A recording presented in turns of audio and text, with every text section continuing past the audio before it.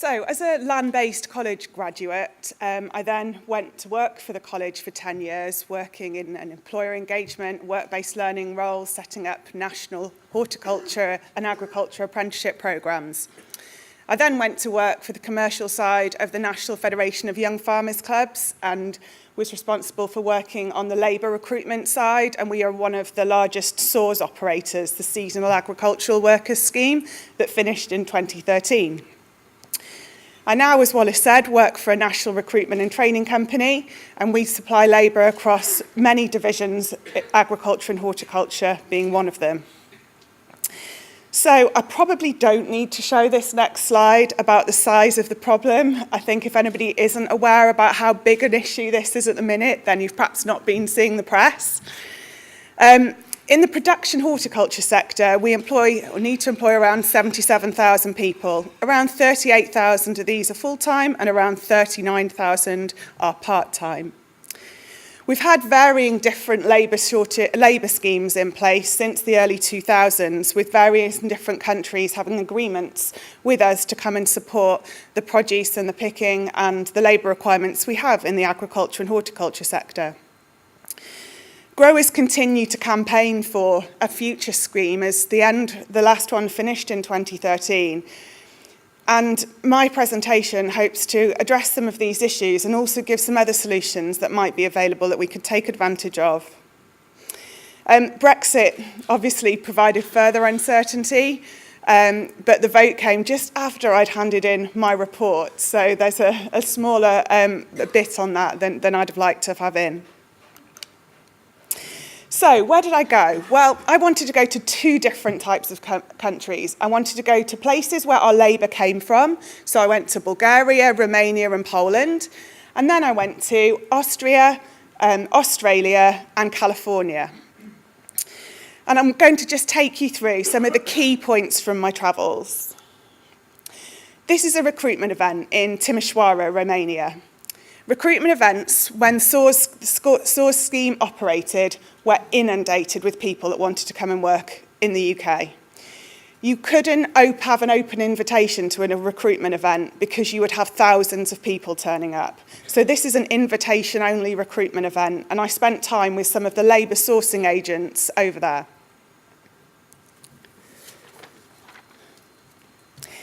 If you in the UK had the opportunity to go and work in another country and earn 4 to 5 times your salary, I wonder how many people would go. This is the situation we face when we're looking at Romania and Bulgaria and opening up these schemes to other countries and incentivising them to come and work over here. It does make it then very difficult to compare that calibre of person who, to see that opportunity, is going to be a really dedicated, hard-working, enthusiastic sort of character to want to come and work over here and earn that opportunity. So when we compare with UK labour or labour we currently have available, it's really difficult to compare what you call a good quality worker with that differences in the approach. It's really important to have a really strong relationship with your labour provider. As an arable farmer or a livestock farmer, you're going to have a good relationship with an agronomist or a vet. But how many production horticulture companies can hand on their heart say they've got a very strong relationship with their labour provider that can work through their peaks and troughs with them? My next stop was Australia. And I went to a number of different agricultural colleges. A lot of the things that are in Australian agricultural colleges are very similar to ones over here. They do have a very strong need for apprenticeships, and they do a lot of work-based learning. But their Land Rover Defenders look a little different. My next stop in Australia was 2 initiatives that I came across. One called Career Harvest, which is set up by the Council of the Deans of Agriculture, and they focus on rebranding and promoting what they've now termed the food and fibre industry. Harvest Trail was another initiative, and I met with Arthur Blewett, the CEO of Agri-Food Skills Australia.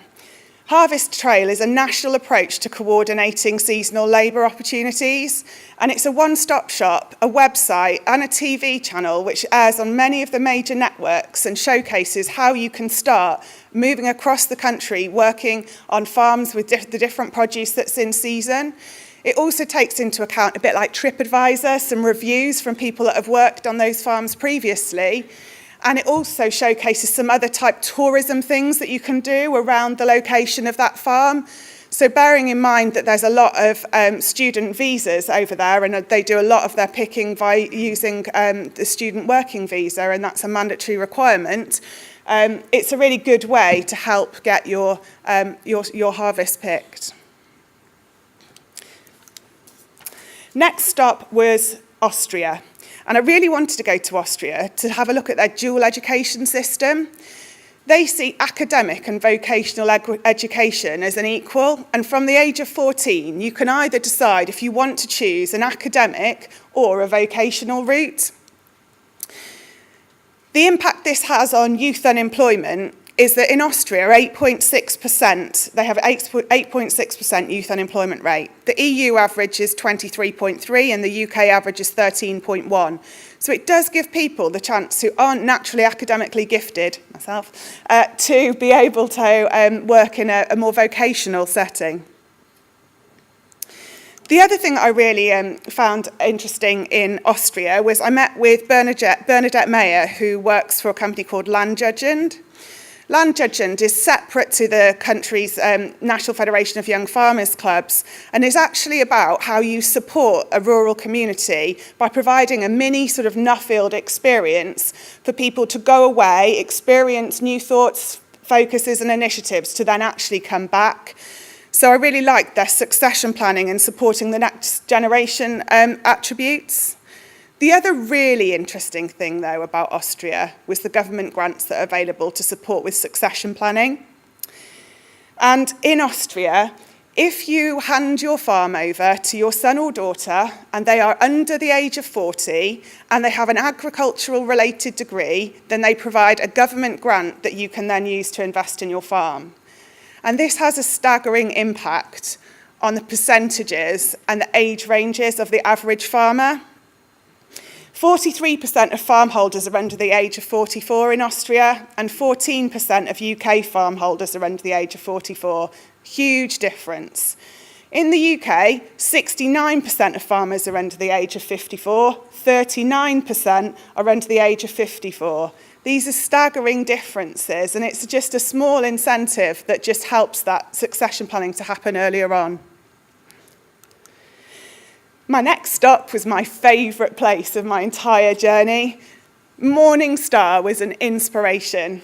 They are a huge tomato grower based in California, set up in 1970. They produce 25% of California's processed tomatoes and supply 40% of the tomato paste and diced tomato markets. They have $350 million sales and work across 3 farms and have about 2,500 staff at peak. I met with Matt Cooper, who you can see in the photograph there. A bit of a strange accent. It was a cross between a Lincolnshire and an American accent, but I soon got used to it. The most interesting thing about Matt is that he doesn't have a job title, and that's not the most interesting thing about this company.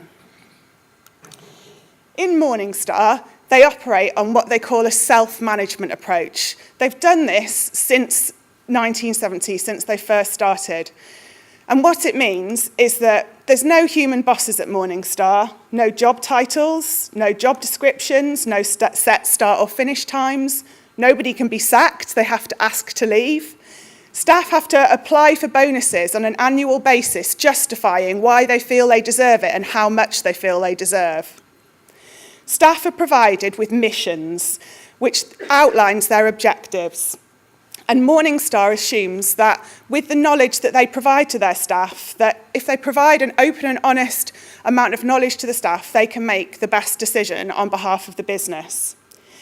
It also ensures that staff operate in their A game. So if somebody isn't quite as strong in a particular sector, they won't chastise them or try and get them to be better if they just can't do it. They will move them to where their strength is more appropriate.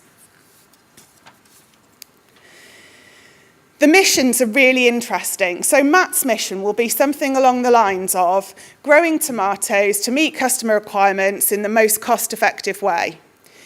Now, with 2,500 people having their own mission, to make this thing work, you have to work together. So to meet your mission, you have to help somebody else meet theirs. And that encourages you to have to talk to all the different people that are then influencing your mission.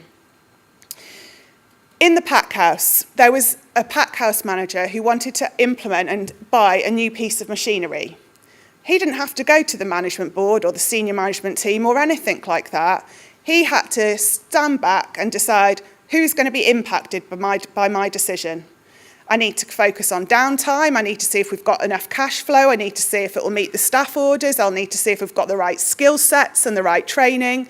And he would go around each different person in the business and understand their opinions on this and whether that would work for them.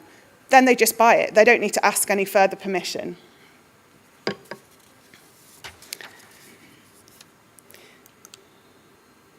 There are 3 different ways in which you can have power in an organisation: your knowledge, your personality, and your position. But what Morningstar's self-management approach does is it removes the position power, and it's about what you know and how you can articulate it with your colleagues.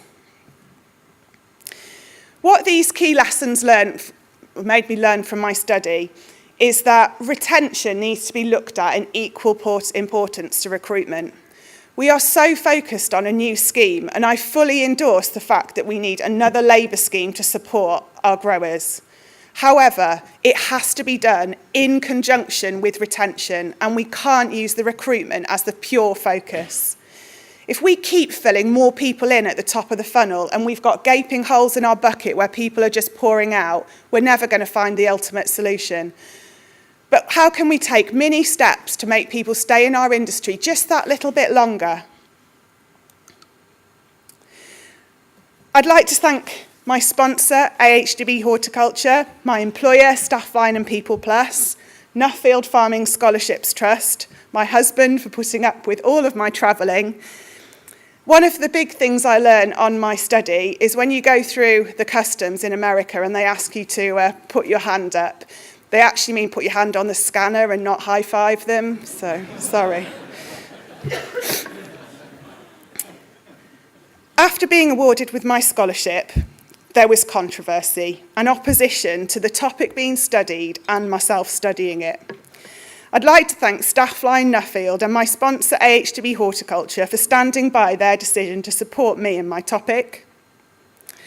The reaction at first made me feel really anxious, but then it gave me strength to prove how deeply entrenched the issue is, and gave me a real drive to find some things that could then be used to effective purposes within our sector.